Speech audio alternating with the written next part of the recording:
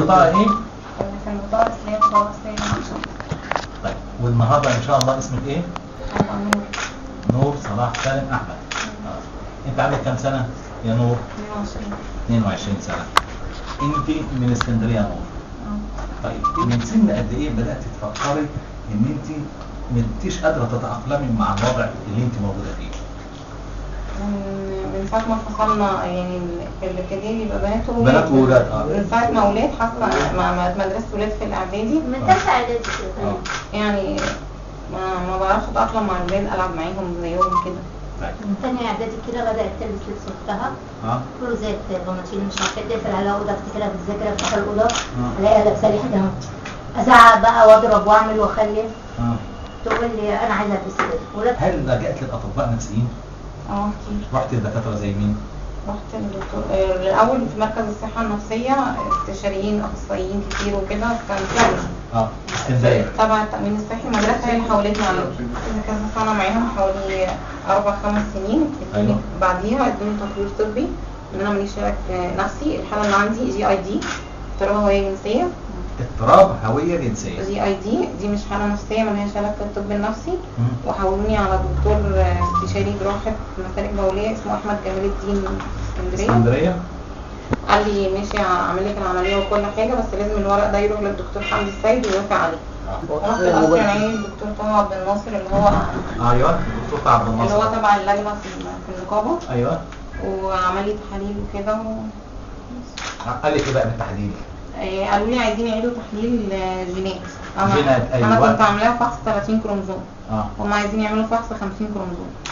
انا قلت لهم الورق اللي عندكم ده انا حقي قانونا ان انا اعمل عمليه، لو رفعت عليكم قضيه هكسبها. الدكتور شوقي الحداد الدكتور وكيل نقابه الاطباء. وكيل نقابه الاطباء قال لي هحولك ازاي واعمل لك ازاي وكده.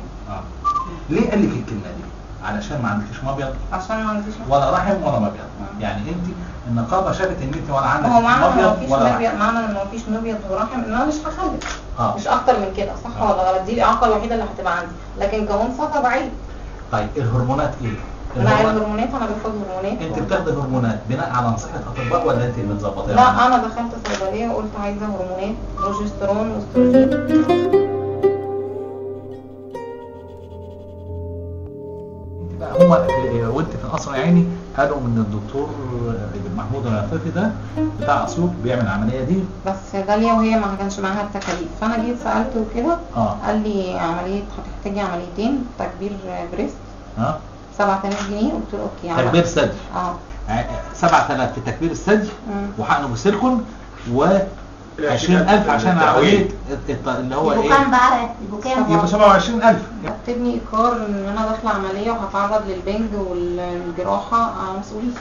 بس ما كتبش نوع العمليه. ما كتبش نوع العمليه. لا اقرار عادي اللي هو اقرار عادي بتاع اي عمليه.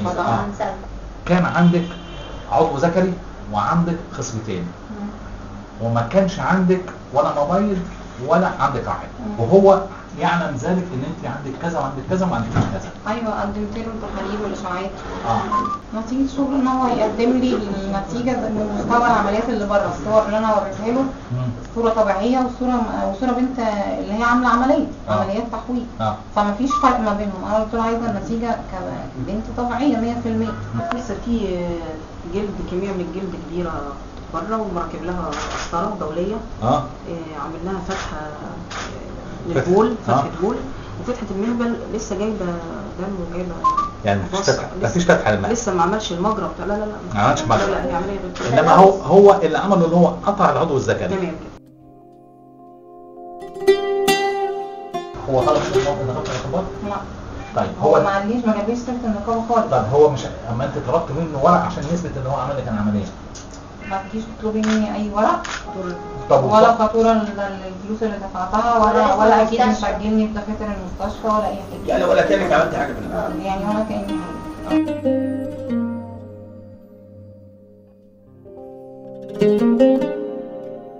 نقابة الأطباء في لائحة آداب المهنة اللي أصدرتها سنة 2003 قررت إنها تنظم عمليات تغيير وتصحيح الجنس، بإنها هتسمح بعمليات تصحيح الجنس وهتمنع عمليات تغيير الجنس. عمليات تصحيح الجنس اللي هي بتبقى للناس اللي عندهم خلل بيولوجي وعمليات تغيير الجنس للمصابين باضطراب هوية النوع الاجتماعي اللي هم يعني مش متفقين مع هويتهم الاجتماعية. يعني انا عاوزة اقول انه موقف النقابة ده في الاساس بيمثل انتهاك لحقوق الافراد دول المصابين باضطراب هوية النوع الاجتماعي لحقهم في الصحة، لان الناس دي في الاخر ليها حق في الرعاية الطبية.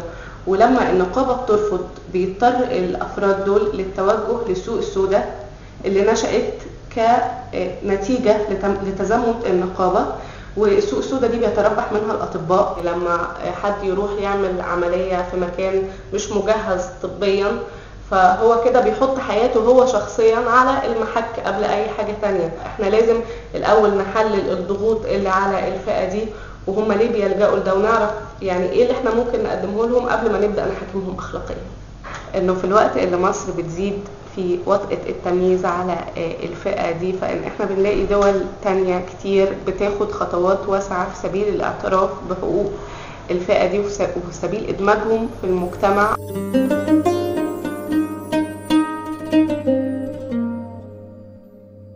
هو مرض معروف، وللأسف الشديد أن العلاج النفسي والدوائي فيه النتائج بتاعته غير مشجعة أو متواضعة جدا.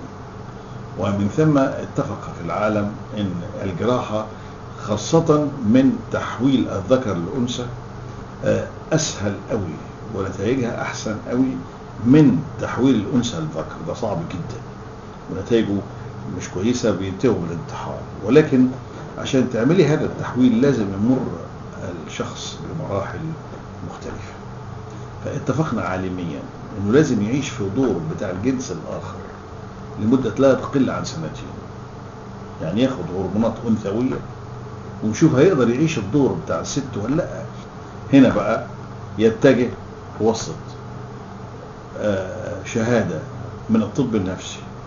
هذه الشهادة بعد اختبارات نفسية واستبعاد بعض أمراض تكون هي السبب في انه عاوز يحول الجنس بناء على ضلال او اعتقاد خاطئ او هلاوس، يزيد ان لازم يكون في كمان شهادة من ناس بتاع وراثة ان الكروموزومات بتاعته لازم تكون انها طبيعية، يعني هو ذكر كروموزوما، مفيش اي نوع من انواع الاضطرابات في الجينات والكروموسومات بتاعته. ما هي بتتعمل في السرية تامة، يعني معظم الحالات اللي بتتعمل ما بتنتشرش في الجرايد وما بيجيش اي نوع من الاعلام عليها، وموجودة ايوه بتتعمل. ومعظم الجراحين في مصر يعني كتير قوي منهم قاموا بهذه العملية، والشهادات اللي احنا اعطيناها لهذه العمليات مش 1 أو 2 بالعشرات. فعلا اذا في كتير قوي من اللي ما بيعملوش العملية دول بينتحروا، وفي كتير اذا ما اتعملتش العملية مظبوط بعد العملية بينتحروا.